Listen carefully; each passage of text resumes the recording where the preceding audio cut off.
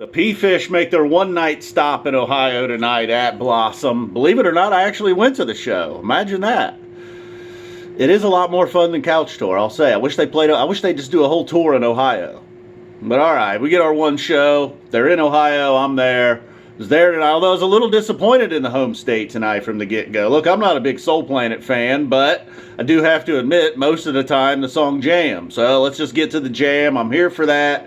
Nobody seemed to be really enjoying Soul Planet. 90%, like where I was kind of a page side, back corner of the pavilion. Felt like I had a nice view of the whole pavilion and just, including my section, which I was fine with it. I'll do whatever's going on in my section. If people are throwing down in my section, all right, I'll try.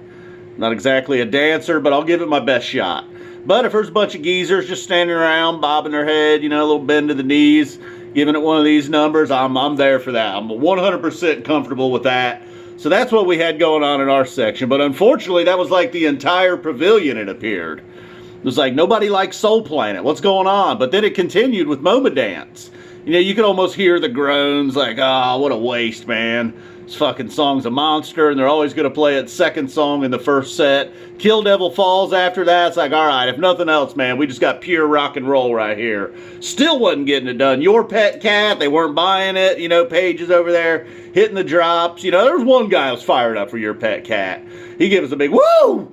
Right in the middle of that, everybody was confused. I think this is where we had our first beer spilled of the night. Back on the train after that. All right.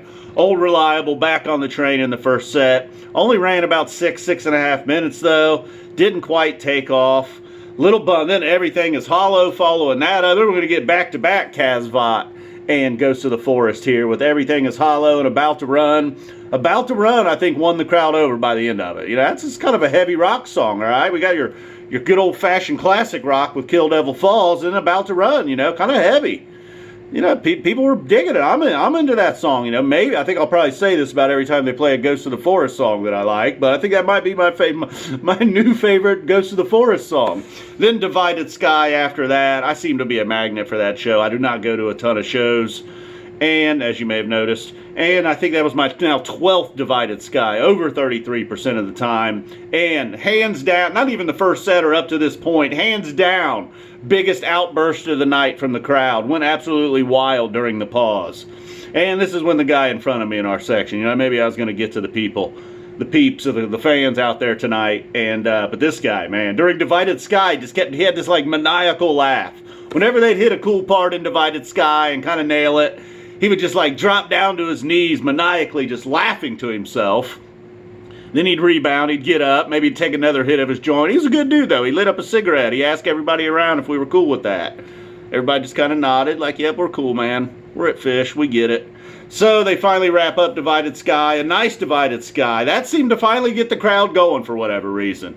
There was about 7,000 joints lit up during Divided Sky. That might have had a little something to do with it. I didn't know after that. I'm sure when they built that place for the Cleveland Orchestra, they imagined a little guy up there playing a vacuum solo. That's what we get for I didn't know. Then Walls of the Cave. People love them some Walls of the Cave. All fired up for Walls of the Cave. It did rock out. I'll give it that. The lights go well with that. Then the second, felt like maybe the shortest set break in years. I don't know, maybe it was just me. I was just kind of sitting there.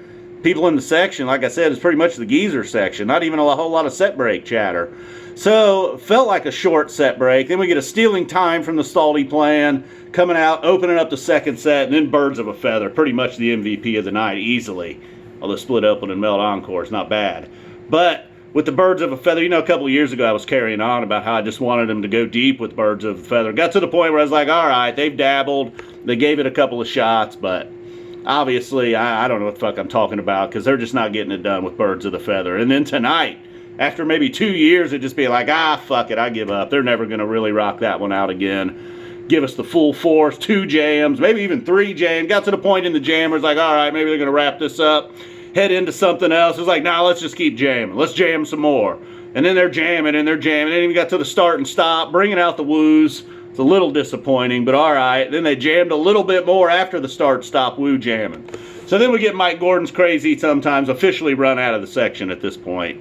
Another beer was spilled. My feet were going to be saturated in beer. I mean, the number one rule of Phish, whatever you do, take care of your shoes. I had on some Adidas gym shoes. It was flooded in Yingling. It's fucking 24-ounce Yinglings. What were the things, like $15? Got a Yingling and a pretzel, and the guy said 1925. I was like, I only want one. He was like, well, that's all you're fucking getting, man. I was like, all right, fuck it. I even tipped him. I don't know, barely. I kind of stiffed him on the tip.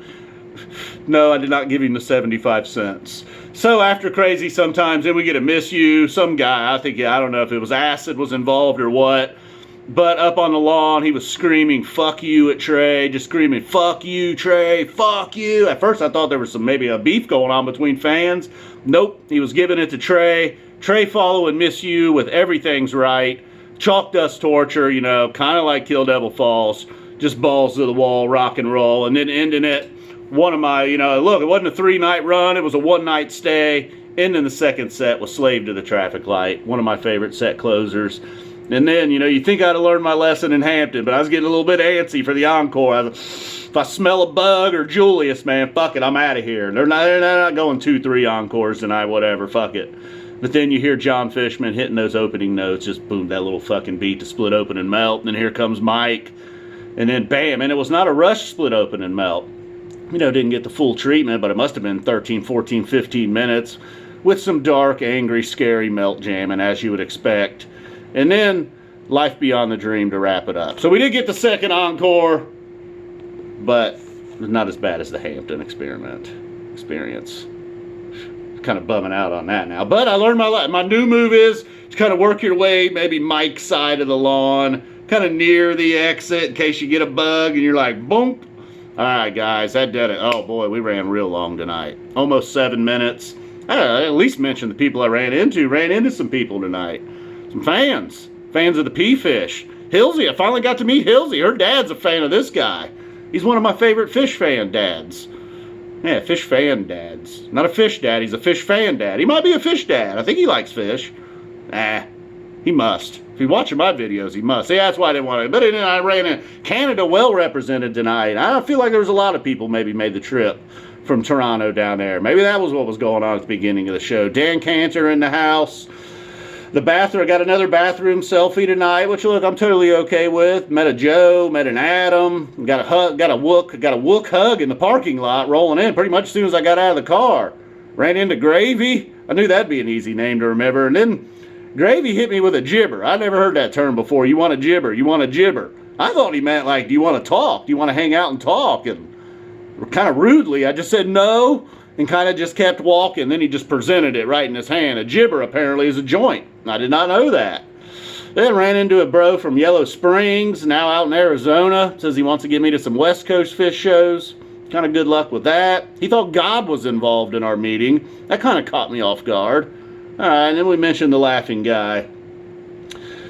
All right, that officially does it. This may be the longest recap in F-Zappa 20 history. I apologize. I hope you enjoyed it. 8 minutes and 15 seconds, and now, boom. Oh, I missed with the boom. It's late.